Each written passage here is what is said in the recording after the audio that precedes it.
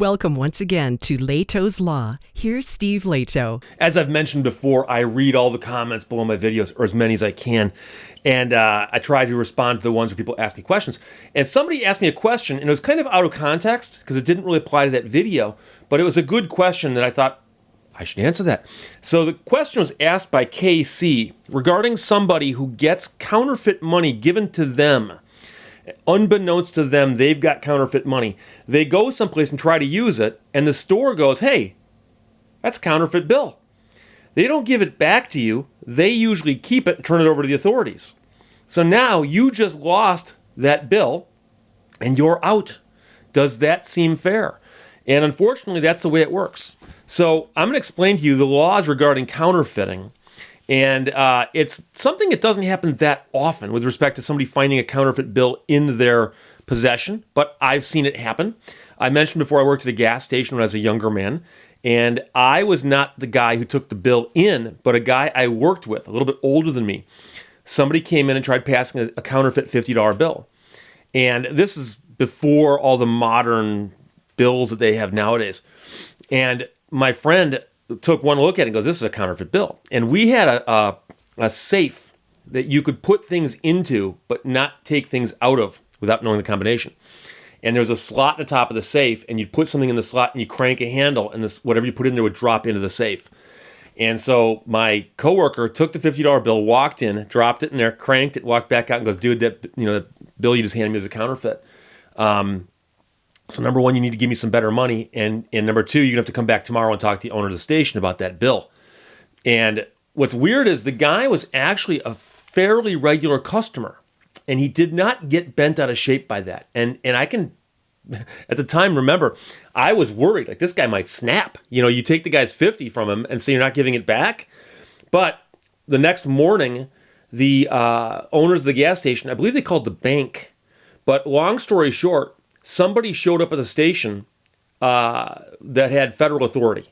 And I don't know if it was Secret Service or FBI, but somebody showed up at the station, and the guy actually was asking questions about, who passed the bill, blah, blah, blah, blah, blah. And then later on, I remember the customer coming by the station actually said, yeah, they came and visited me too.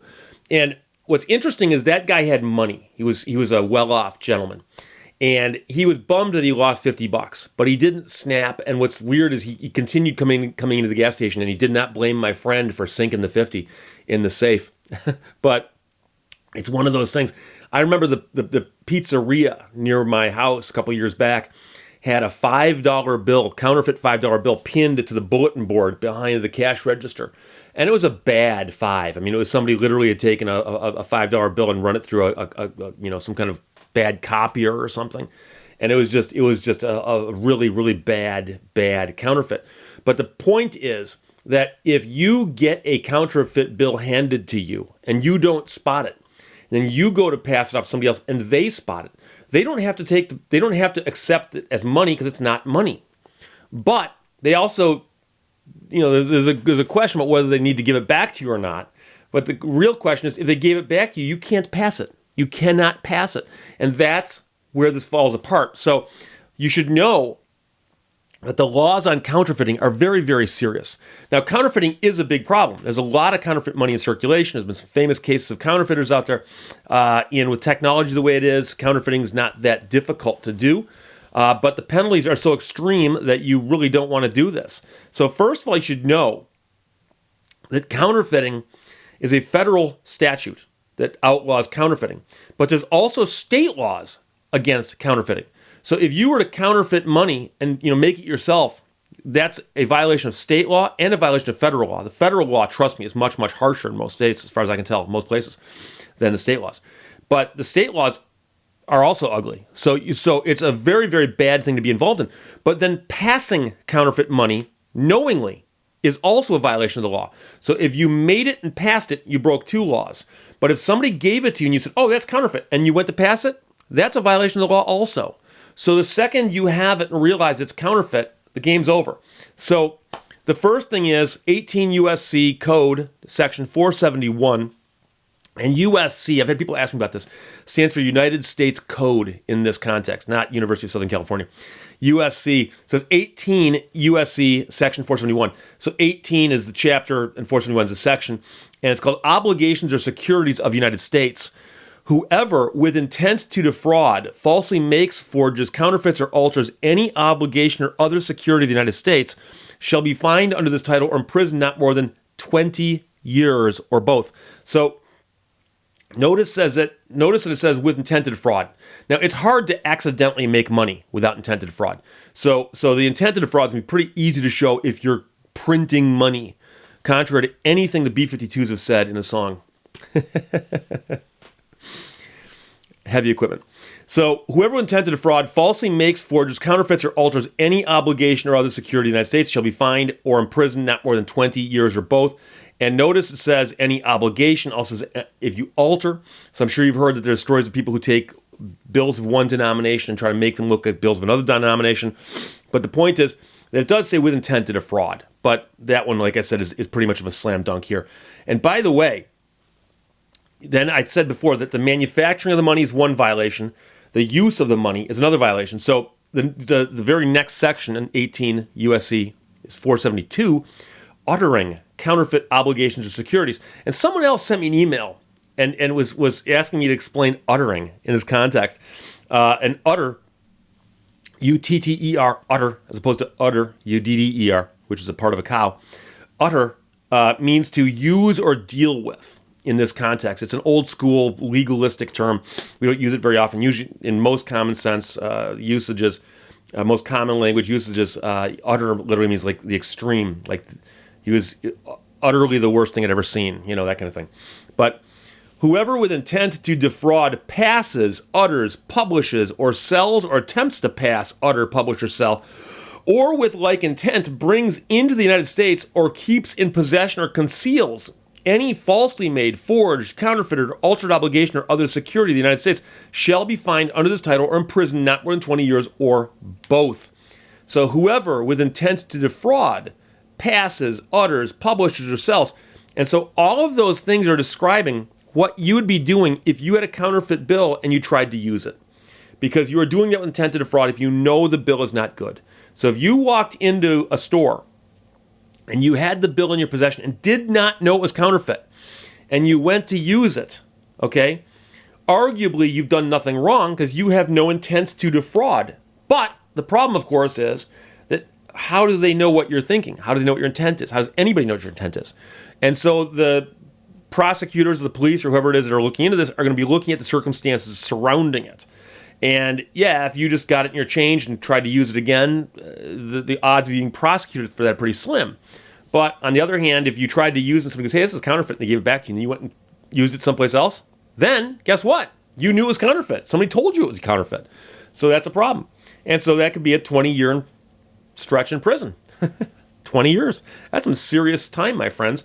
So the moment you know it's counterfeit, you can't use it, but worse, you can't, with intent to defraud, passes, utters, publishes, or sells, or attempts to pass, utter, publish, or sell, or keeps in possession. So if you know that it's counterfeit and you hang on to it, an argument can be made that you are also violating federal statute 18 U.S. Code 472, 20 years in prison. I mentioned before that there are state statutes on this. I'm not going to tell you what they are in all 50 states because I ain't got that kind of time, and neither do you.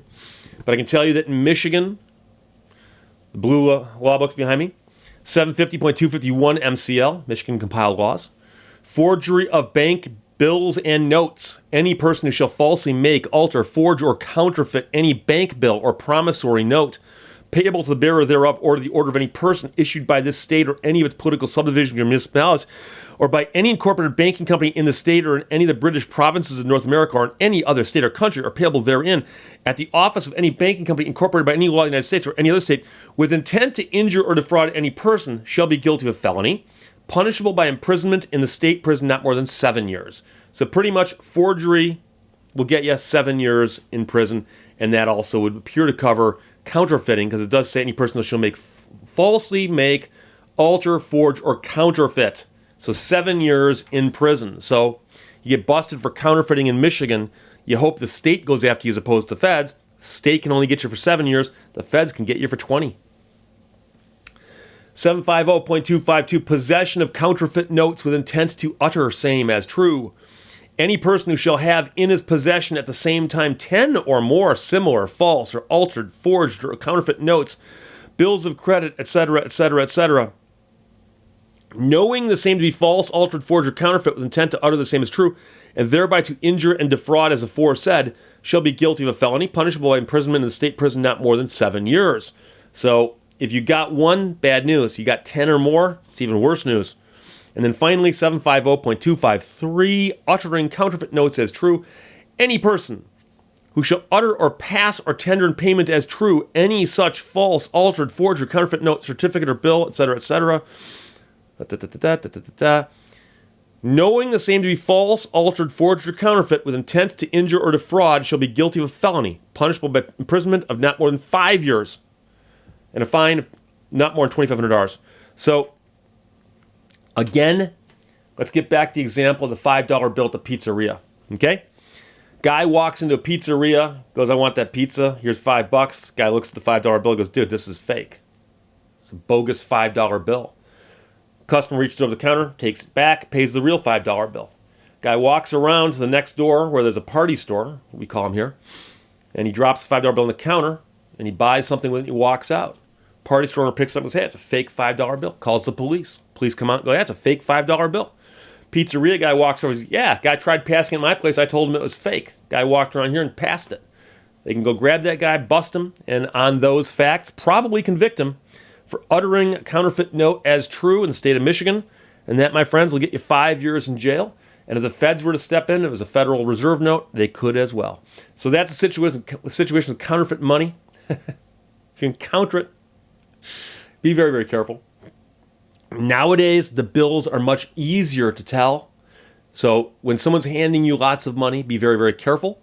Look at it closely. Because if you get stuck with a counterfeit note, you may be forced to just say, you know something, I got stuck with one, I got to turn it in, but I can't pass it. You don't want to pass it because that's a very, very bad thing that can happen to you with respect to prison. Questions, comments, put them below. Let's talk to you later. Bye-bye. Thank you for watching Lehto's Law. If you were waiting for the opportune moment, that was it.